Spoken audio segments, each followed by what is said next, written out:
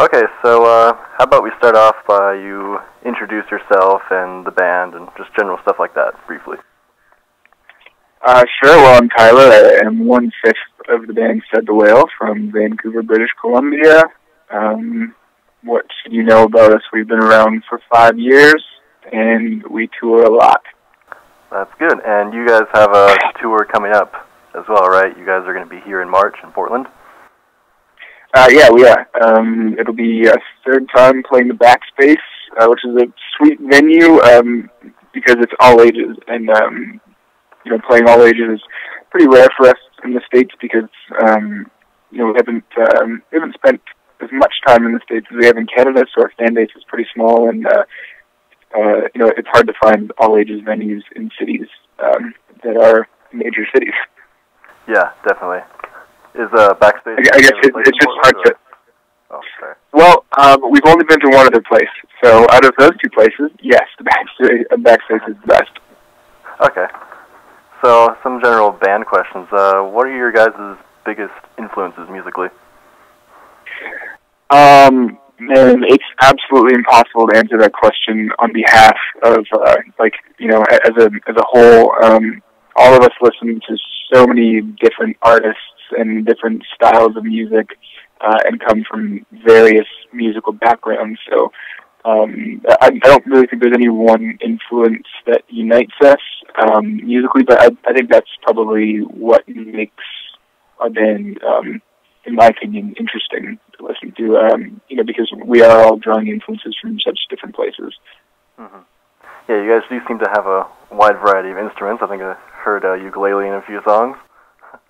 Yeah, makes an appearance on a couple tunes. You guys have released a fair amount of music. Do you personally, or you as a band, have a personal favorite release? I mean, you're going to get a different answer out of different band members, but for me, my answer is the stuff that no one's heard yet. I'm always a biggest fan of what I'm working on at the moment. And we're writing for a new record. We've got a couple new tunes recorded already, and so those are my favorite songs. Oh, excellent. I'll be excited for that, personally. Yeah, right. So you guys are from Canada, so your fan base is in Canada. How is it coming to the U.S.? Is the fan base good? Well, it's starting to grow a little bit. I mean, we only made our first trip real tour into the States in 2011, when we already been a band for like 4 years in Canada. So, we sort of, the first time we toured the States, we just tried to, envision ourselves touring Canada for the first time, which was pathetic, and there was nobody at the shows. And so, I mean, some of the cities we play in the States where we haven't been before, like 10 people, 20 people, but the audience is starting to pick up for sure. We've been down the West Coast a few times, so we're starting to see a little more crowds at the shows, which is awesome. And that's sort of the way that we've gained our fan base in Canada, and I think that's probably the way that we'll try and do it in the States too, is just the kind of one person at a time method. So I noticed that you guys have made a lot of music videos. Is there any particular reason behind that, or do you guys just really like to make videos? Well, I mean, honestly, making music videos can be pretty exhausting sometimes. But the primary reason we did that was because we just noticed a trend in random people that we meet, and just sort of your general music consumer is going to YouTube to check out music. That's kind of the first place that somebody will go check out a song is go look it up on YouTube, and what they generally find is some crappy ripped version of the song, and probably has the wrong lyrics and that sort of stuff. So, so this is our way of kind of grasping control of the content. If that's going to be where most people are hearing our music. So, what are your hobbies or interests beyond the band?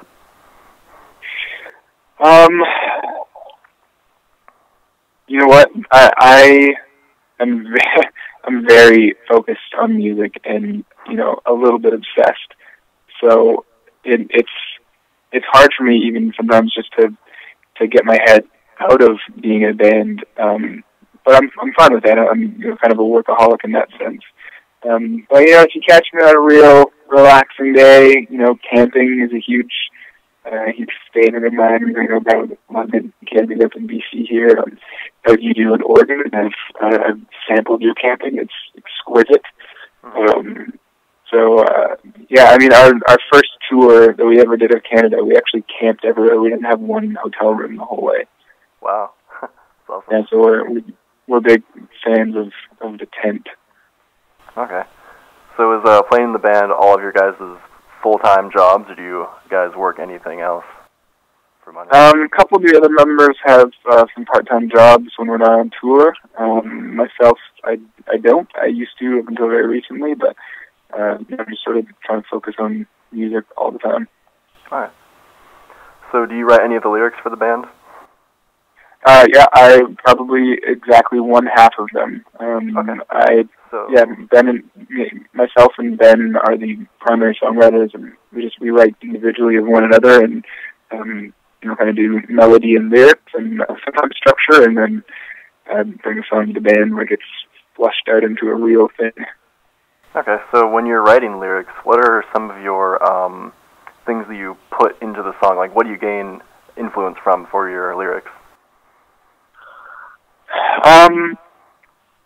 I don't necessarily think I draw lyrical influence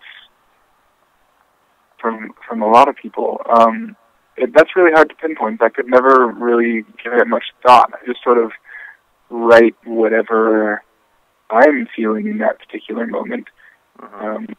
Certainly, I don't mean to brush that off, because lyric writing is a huge part of our band. We're very focused on songwriting, and Ben and I have been making music together for 6 years now. And it started out as a project called Words Over Music, wherein the focus was the lyrics. So lyrics are super important to me and super important to Ben, and we agonize over them constantly. And I think he could probably give you a better answer on where he draws influence. But me, I think the influence that I draw is probably, from seeing how hard Ben works on his lyrics, and always striving to, write something that has a lot of meaning to me and that will resonate with the people who are listening to it. Right, so essentially it just all comes from the heart. Yeah, I think that's the only way to do it, really. People can smell bullshit from a mile away, and you start kind of making floofy lyrics that don't really mean anything, and it loses a lot of meaning. What would you guys consider your big break as your music career? Has there been a defining moment that has really changed the focus of the band? I'm not sure we've had it yet. There have been some wonderful accomplishments along the way. But we're certainly not a band that has ever had any sort of, big break, so to speak. Like I said, we're a hardworking band, and we're out on the road a lot of the time. So I think any successes or milestones that we've reached have been a direct result of just hard work and putting everything we've got into it. So. Still waiting for that big break that's gonna skyrocket us into the charts.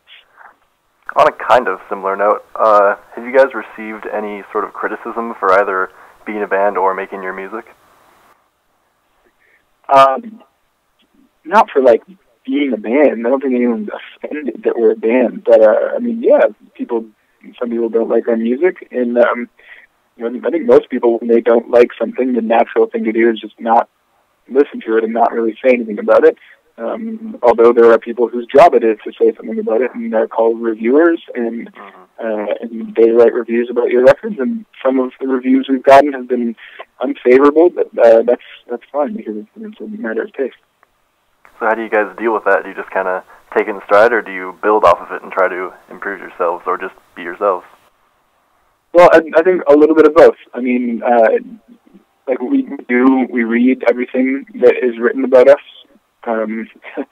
which a lot of bands say is a bad idea, but we're fine with it, and And anytime we've received a less than favorable review, certainly myself, I take into consideration, and if it's something constructive, then I'll build off it, and if it's just simply the person doesn't like it, then that's fine. What can I do? I'm not going to.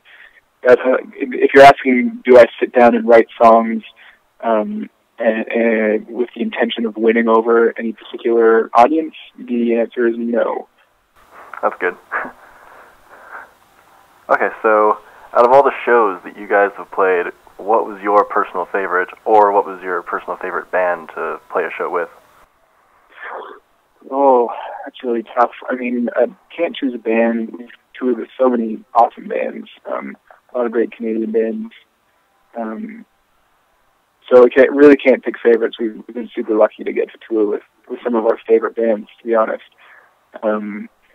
Favorite shows? I think the favorite shows are usually when we show up to a city expecting not a very well-attended show or not a very crazy show, and it ends up being just like jam-packed and totally full of energy. And that happens, well, it seems to happen every time in St. John's, Newfoundland, which is like as far as you can go east on the continent. And then it actually happened in Cleveland, which was a total shock. And it caught us all completely off guard. Wow. Okay, one last question to round it out. Do you have any embarrassing or funny stories from tour?